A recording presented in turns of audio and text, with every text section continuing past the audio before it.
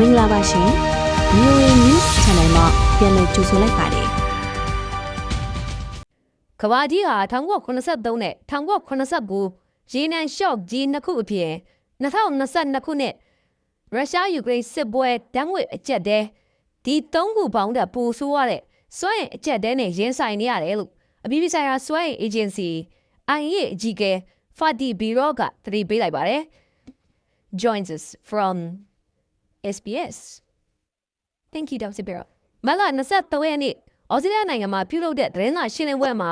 ဘီရော့ကအခုလိုမှတ်ချက်ပေးခဲ့တာဖြစ်ပါတယ်။လက်ရှိအချိန်တွေကဒီကျက်တဲ့ဟာ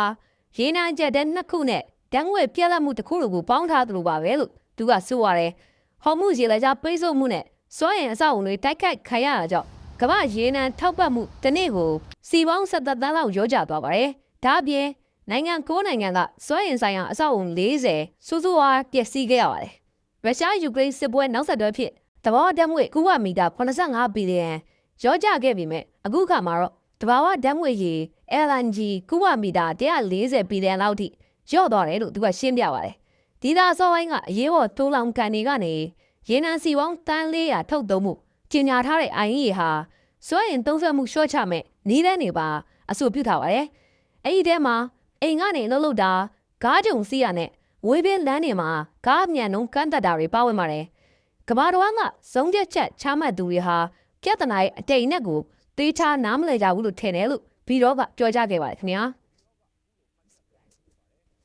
Is it stand now two oil crashes